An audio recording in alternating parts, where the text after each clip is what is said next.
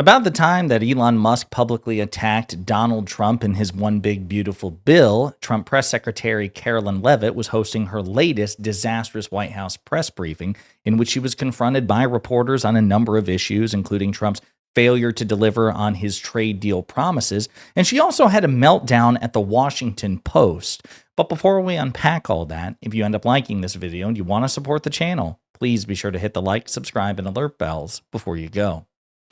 All right, friends, let's take a look at the latest nightmare White House press briefing. And we're going to start with the Washington Post criticism first because it's hilarious.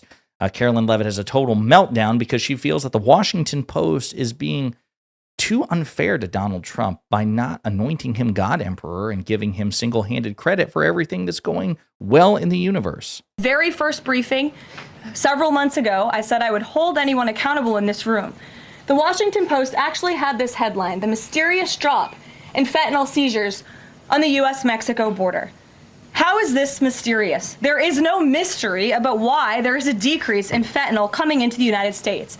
This administration's strong border policies are the reason there has been a decrease in fentanyl trafficking. His strengthened relationship with Mexican President Sheinbaum and all of the measures he has been taking to deter illegal human and drug trafficking at our United States southern border is the reason for plummeting fentanyl seizures at the U.S. border. There is nothing mysterious about that, and we'd like to see the Washington Post update their headline accordingly. This is clearly trying to intentionally manipulate the minds of the Americans, and I think the American people understand why there's been a fentanyl drop. And our office responded to this inquiry. We provided a whole host of the reasons that fentanyl seizures at the southern border have dropped, and the Washington Post refused to run them, and that's despite. Yeah, so again, she's clearly very triggered about this. The Washington Post addressed some of this, actually. So let's take a look at the article. The mysterious drop in fentanyl seizures on the U.S.-Mexico border. The reasons behind the decrease of fentanyl seizures in the U.S. and along the U.S.-Mexico border are complex. After years of confiscating rising amounts of fentanyl, the opioid that has fueled the most lethal drug epidemic in American history, U.S. officials are confronting a new and puzzling reality at the Mexican border. Fentanyl seizures are plummeting. The phenomenon received little notice in Washington, D.C., where the Trump administration has made fentanyl trafficking cartels a national security priority. Quote, "Narcotics of all kinds are pouring across our borders," said a White House statement in March, announcing stiff tariffs on Mexico and Canada.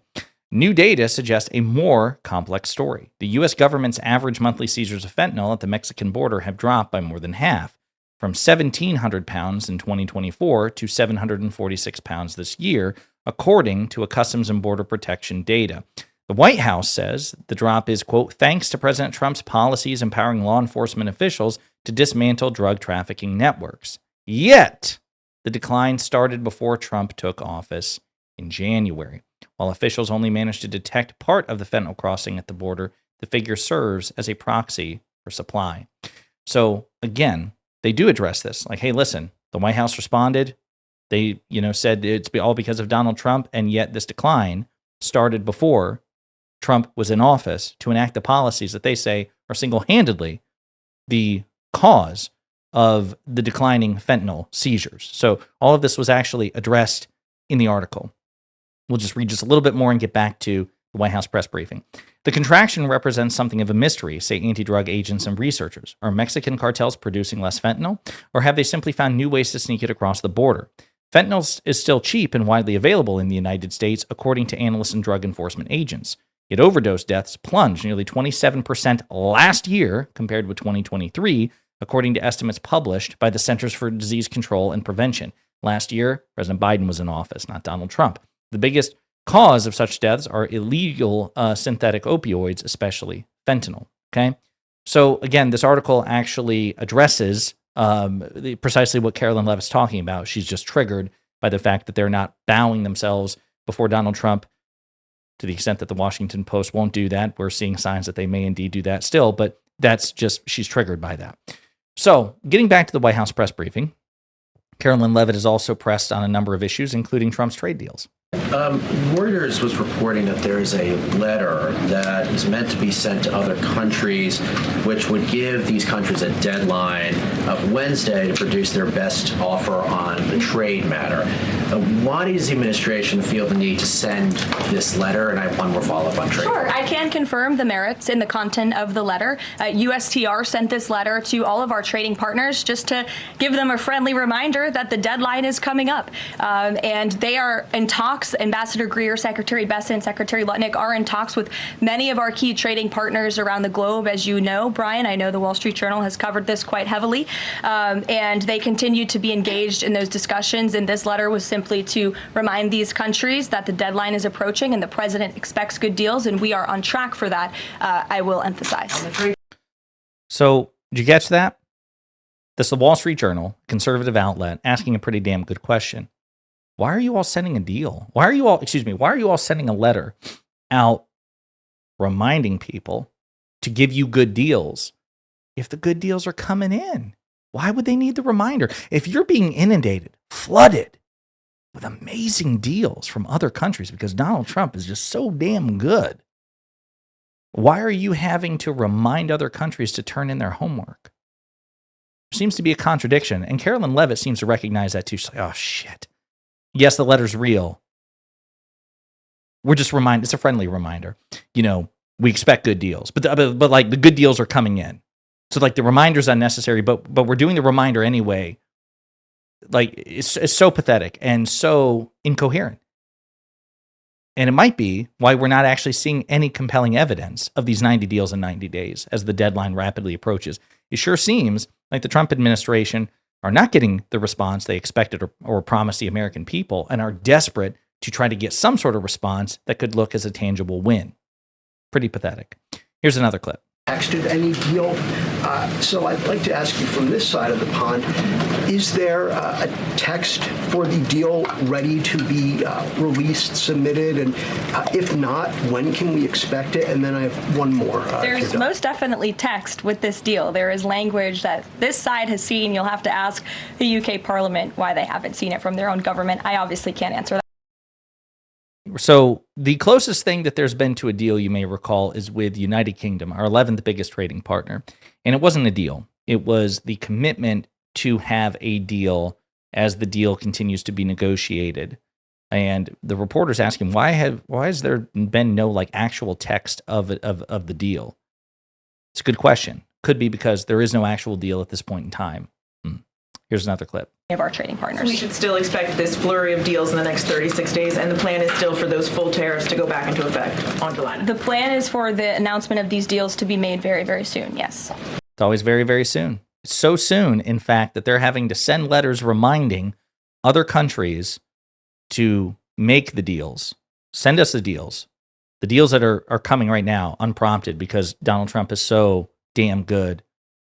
We have to remind you to do that thing that you're already doing and that we can announce very soon. She said a long time ago and continues to say. It's so transparently pathetic. Here's another clip. Thank you, Caroline. When you look at these last-minute Biden pardons, the big ones, Biden siblings, Fauci, January 6th committee. That's right. Most of the big ones have the same very neat signature. We would expect that probably to be the auto pen. There is one that looks different. It looks authentic. In fact, if you look at the last name, it almost looks like the president was having a hard time spelling his last name there. Is this White House of the opinion that the only pardon that would count is one that the president signed himself? It's very interesting. Very interesting props. If you want to bring them to my office later so I can take a closer look, I would like to do that. The president is making a good point when he discusses the usage of the auto pen. Who was running the country for the past 4 years? So there's no evidence that anybody else was running the country other than, the way that most presidential administrations go is you have a vast bureaucracy under you, right? The president's the chief executive. So you have White House senior staff, you have cabinet secretaries as well. Usually, most presidents are not running the day-to-day machinery, right? The chief of staff is usually the chief operating officer of the country, not quite like a prime minister. But what they're trying to suggest is the fact that because certain documents were issued by AutoPen, which presidents have used for a century, including Donald Trump, I might add, is that somehow they're invalid. And Donald Trump's new pardon attorney, the insane, or the head of the pardon office, the insane Ed Martin, is apparently launching an investigation to try to invalidate some of President Biden's pardons and executive orders. We'll see what happens, but there's no legal basis by which to invalidate these things simply because they were signed by AutoPen. They would have to prove that President Biden did not authorize the executive orders or the pardons that were issued via AutoPen, which I imagine is a pretty tall burden to prove. One last clip. Then on domestic, there is a report that Laura Loomer met with the vice president today. Can you speak to her relationship with the administration and if she's informally advising in any way? She is not. I do know she met with the vice president. As for what was discussed in that meeting, I would defer you to his team.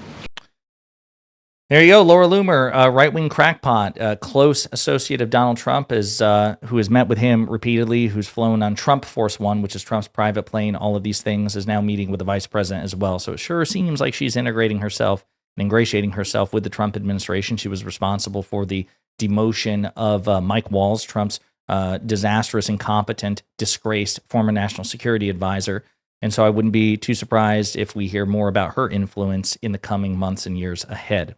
There you have it, another disastrous press briefing by Karoline Leavitt in which she's trying to save face, in which she's lashing out at reporters for not bending the knee to Donald Trump, and with good reason. And I'm sure she'll have a couple of more disastrous press briefings in the days to come. In the meantime, let me know what you think in the comments.